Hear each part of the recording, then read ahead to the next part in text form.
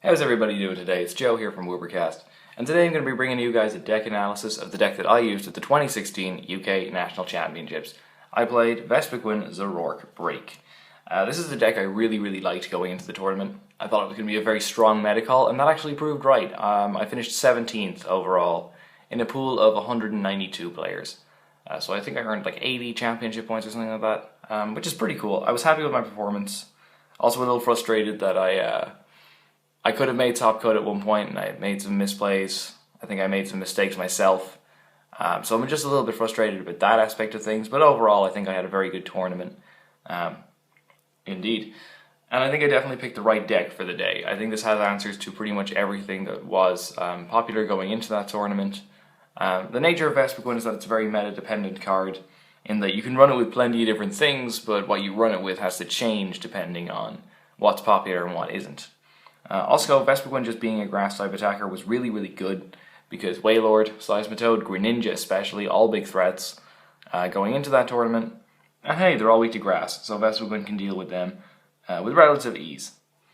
I will be explaining all my card choices though, because again, like I said, it's super meta dependent, which means that you might have to change them around if you want to play it at like a local tournament yourself, because threats that I might be countering for might just not exist in your area at all.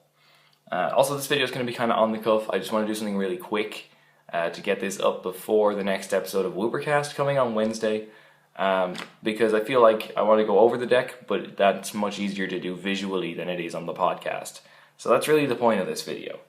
But first up, of course, it is a Vespiquen deck, and we're going to be running a full 4/4 count of Vespiquen itself.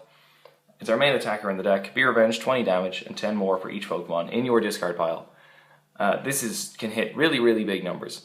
So obviously the plan is we run this with a bunch of other Pokemon, we run it with 4 Battle Compressor, and we just try and get as many Pokemon in the discard pile, and swing for massive numbers. I'll also try to lay these out in a way that you can see them all.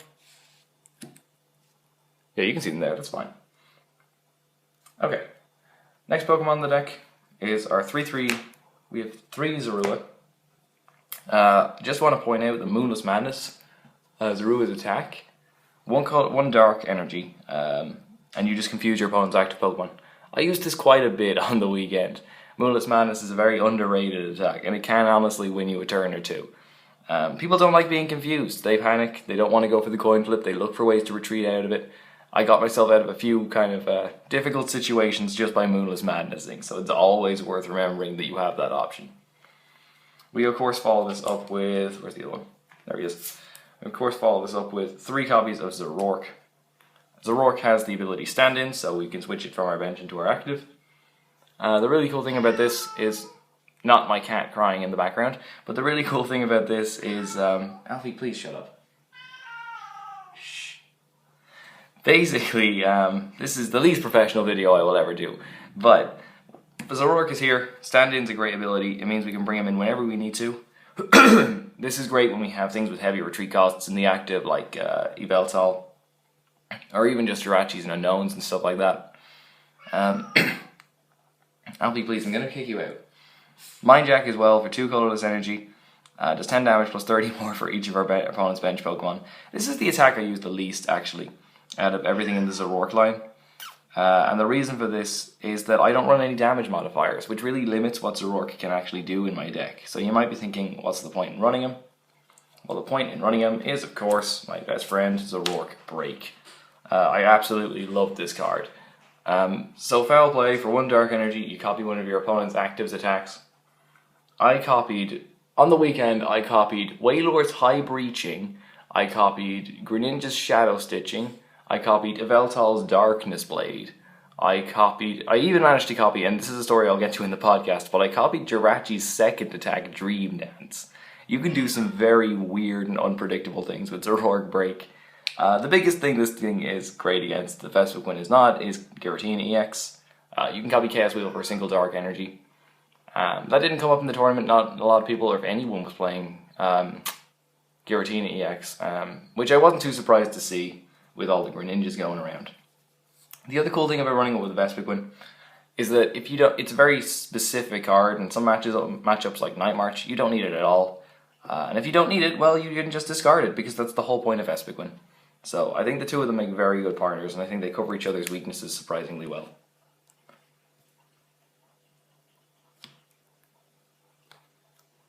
These guys up here. I'll try and get it so I can fit the whole list on camera. Yeah, it seems okay so far. Next up, I'm running 3 Baby Veltal. I tried cutting this to 2. I cut it up to 3. I put it back up to 3 at like 2 AM the morning before, and it was the best decision I made.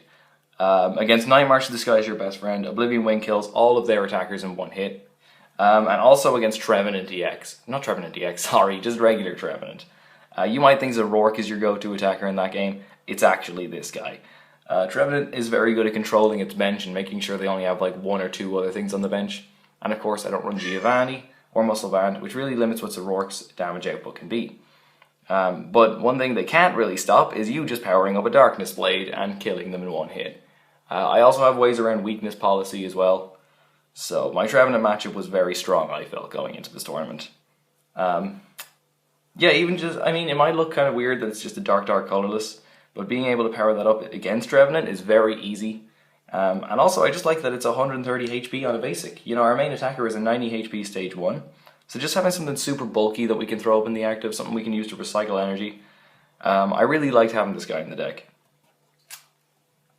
A very strong card indeed. I was also running 1 of the Fright Night Veltals. Pitch Black Spear, you never get an opportunity to use this. I guess you can technically power it up if you want to. I never got the chance to, I never needed to.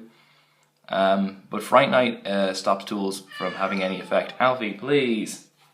I am sorry about the deeply unprofessional video I'm putting out right now. Alright, get up here. You can go on camera for a bit. Anyway, so I used Fright Night. This is good against Night March, because you can stop their Fury Belts from working. You can Sky Return a Joltik and go into this guy, or you can Oblivion Wing and then stand in retreat into this guy or something like that. And it's also really good against Vespiquen Vileplume, because you can put this thing in the active spot, and then you can just Lazond up the Vileplume with a Floatstone on it, and they can't retreat it, and then you win the game. So, even though it didn't come up on the day, I think I still found a good few uses for it in testing, and I'm really glad I ran a copy of it. We also ran 2 Jirachi promos, and there's now cat hair everywhere, so thank you very much for this. He's becoming a part of the videos now. And we're also running 2 Jirachi promo. Stardust, of course, we all know how good that attack is. There was one change that I think I would make to the deck, looking back on it, and that is I would cut one of these Jirachi promos and I would put in a Bridget. Because the difficult matchup for this deck is, get off the table, the most difficult matchup for this deck is actually YZG, because you don't really have, you could run a Thunder type attacker to help deal with that, but you don't really have the resources or the space in the deck to really warrant putting in one of them. And Den doesn't really put in much effort against Baby Veltals. But regular Jirachi, I felt that I only needed one of them, and if I could put in a Bridget and swarm the bench with Combies really early on, I'd have a much better chance against it. So that's the only change I would make to this deck. But I ran 2 on the day, and having said that I would change it, running 2 and a Zerasik as well gave me an entirely new win condition against things like Night March, because I could just discard all their energy. And that actually did come up against one of the Night March decks that I played. Having 2 Jirachis and a Zerasik was very useful against that. So there are merits to playing the 2, but I think you can get away with 1. 2 copies of Unknown. I think a lot of people play Unknown wrong in this deck. I think a lot of people just get 4 of them, bench them all, discard them instantly. That's not what I wanted to do. I actually used Unknown against things like Greninja. I would leave it on my bench. If I got Ace Trainered, I would then have a way to get out of that. Against other things, if you got Judged, you'd have a way to get out of it. I think 2 was the perfect number for me. I would not go higher or lower than that. And unfortunately, we've been non-EX all this way, but here are 3 copies of Shaman EX. I really tried running this with 2, but 3 is just so noticeably better. You cannot get away without this guy. I think 3 copies is necessary.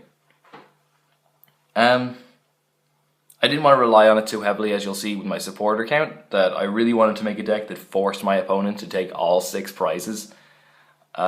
but I couldn't actually make a deck that functioned properly without 3 copies of him. So there it is, the only non-EX in our deck. Also, at the start of almost every game, the first attack I would use was actually Sky Return. While I was building up things like Zoroark and Vespiquen, Sky Return was nice because it basically meant I conserved some energy, I could get some damage on the board, but more importantly, I could remove my own Shamans from the board. And that was actually a really nice option that I had early game. So onto the supporters, and we are running 4 copies of Professor Sycamore. I don't really need to explain Professor Sycamore much, we all know how good he is, but I do want to point out that a lot of people try cutting the 4th Sycamore and putting in a 4th Shaman. I do not want to do that for the reasons I just outlined. I wanted a deck that I could rely on Sycamore as opposed to Shaman. And actually running the 4 was really, really good. I never got judged into a bad hand, I never got ace trainered into a bad hand, because I always had a way of finding Sycamore. And that was absolutely fantastic. Similarly, 2 copies of Lizond. Lizond's a fantastic card, but a lot of people try cutting this down to 1. Not a chance would I cut this to 1. I think the second Lizond might be the best card in the whole deck. I've won so many games simply by running 2 copies of him as opposed to the 1. And there's no way I would cut it. 1 Teammates. Teammates, I think, in any deck that needs to DCE to attack, Teammates is fantastic. But especially in this deck, where I wanted to really force 6 prizes, like I keep mentioning, is that you can search for your resources without having to rely on Shaman again, and it's just another out to those. And Teammates gave me that option, and I'm really glad I had it. AZ, kind of a weird card. You might not look at this deck and initially think, oh, it needs an AZ. But I tried taking out the AZ, and I absolutely hated it. I could not play with the deck at all, and then I put the AZ back in, and it was lovely. It just does a lot of weird things and a lot of small things that help out here and there, like removing Shamans, like taking Fright Night of Eltal out of the active, like coming out of Paralysis or something. It's a lot more flexible than running 2 copies of Floatstone or a Floatstone on a switch or something, because you can always access AZ with VS Seekers and stuff like that. I showed this deck to Kieran, another Irish player who did pretty well at the tournament as well. He played this deck, and I think when he initially made it, he didn't have AZ in his deck and he wasn't liking it, and I told him, Kieran, put an AZ in there, and he came back to me and said he wanted 2 copies of it. So yeah, that's if you are playing this deck and you're not having fun with it, put an AZ in. It helps for some reason. Here's a Zoroark. A Zoroark is another card I really appreciated in this list, because again, in combination with 2 promo Jirachi, it gave me a really a completely different dimension and a completely different way to win a game. So I really appreciated having him in there. It's also nice for discarding Spirit Links early on against Megas. It's nice for discarding Headringers on your own Shamans against things like Toad. You can get rid of Trevenant's weakness policies, Burst Balloons, you can get rid of Toad's DCEs, fighting Fury Belts on other things. It's an extremely versatile card, and I think it really helped out. 1 Judge. Like I said earlier, I actually never judged myself into a bad hand. I wanted a deck that was hyper consistent, and I think that I could get away with judging myself in it. Shows how consistent the deck actually was.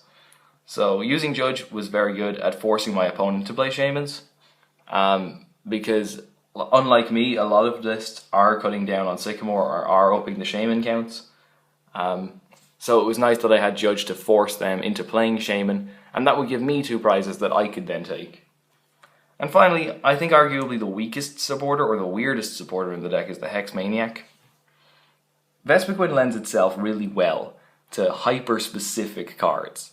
So, like I was saying about Fright Night of Eltal and Zoroark Break, you don't use them in every single game, but Vespiquen lets you get away with running cards that are really good in really specific situations. Hex Maniac is good against Greninja, but only about half the time. If I was to add up all the wins I'd had against Greninja, I'd say I'd only hexed in about half of them. You only really use the hex against Greninja if you go second, because it means you technically take 1 less knockout, if you know what I mean. Because if you go first, you drop a Combi, they drop a Froakie, you drop Gwen and take a knockout. If you go second, they drop Froakie, you drop Combi, they drop Frogadier, while they're duplicates, then you take a knockout. So you're a little bit behind, and Hex can help you pull that back. The other thing that this actually really helped out with was Waylord, because their only option against Vespiquen is to run Aegis/EX and just stall out that way. I actually did play a Waylord on the day, and Hex was my best friend against that guy, so I wouldn't cut it, even though it is really specific and really situational. If Bats ever came back too, the Hex would absolutely have to stay. This deck has no answer for Manectric Bats, I want to point out. But hey, nobody was playing Manectric Bats, and like I said, it's super meta dependent, and if people were playing Manectric Bats, maybe I'd throw in, I don't know, I think it's some kind of weird tech that I could use against that. Onto the items, and we got 4 Ultra Ball, that's kind of stapled. 4 VS Seeker is a staple too, as is 4 Battle Compressor. No need to explain those. I'm running 1 Super Rod. Super Rod was really good at shuffling in Shamans from my discard against Night March, because now they can't target whistle them. It was basically felt like an extra basic energy too. I tried Revitalizer, but I didn't like that because sometimes I wanted to get back Baby Yveltals or Jirachis or something, or Zoroark breaks. And also 2 Pokemon just isn't a lot. I tried Sacred Ash, but 5 Pokemon is too much. It's kind of counterproductive when you're trying to hit for big numbers with Be Revenge. You don't want to be shuffling in 5 Pokemon. I think Super Rod was the recovery card that worked the best for the deck. Also running 1 Floatstone. It's the only tool in the deck. Like I said, I wasn't running things like Muscle Band or Giovanni. I didn't have the room for them, and I didn't feel like I needed them either. I think I appreciated having the 1 Floatstone for Zoroarks to stand in retreat. I liked having on Yveltals as well really early on to get them out of the active spot. Even if I started with something like an Unknown, it's fine just to retreat that then. I think 1 Floatstone I greatly appreciated. I tried going up to 2 and cutting the AZ, but I think having 1 Stone and 1 AZ is a lot more versatile. And finally, for the energy count, we are running 4 Double Colorless and 4 Dark. You could arguably go up to 5 Dark. I know Kieran and Alan did. Again, like I said, 2 Irish players who played the same deck as me on the day. Like I said as well, this deck leans itself so heavily to personal preference. And you can really suit yourself with the list. So I'm not saying this is the best list everyone should play, I'm saying this is the best list that I played. I felt extremely comfortable with this deck. And like I said, there's only one change in hindsight that I would make, and that was the promo Jirachi out for the Bridget. One other thing you notice is there's no stadiums. If you really want a stadium, your options, I think, are Reverse Valley would be the best one. There were times when I wanted Zoroark to do 10 more damage. So if they have 3 Bedged Pokemon and there's a Shaman as one of them, you're now hitting 100 with Zoroark, and it would be really nice just to have a Reverse Valley so you could hit 110 and not take the knockout. But unfortunately, I don't think I have the room for it. You could also run Parallel City to try and discard Pokemon from your own bench and increase your damage with Be Revenge that way. I did try this, and it's nice when it works, but sometimes it doesn't work. Sometimes you end up limiting your own bench and you kind of want to fill it. And also, if your opponent plays Parallel City the other way around, it stops your Vespiquen, it reduces your Vespiquen's damage by 20, and now you can't counter it because you don't have, all you have is another Parallel City. I think the top 2 choices for stadiums would be Reverse Valley and actually a Delinquent. But honestly, I don't think either of those are important enough to make room for. So yeah, anyway guys, that is the deck. I'm really happy with it. I think definitely I'd recommend give it a shot. Going into Fates Collide, I wouldn't play it though, because I think it would have a horrible Mega Alakazam matchup.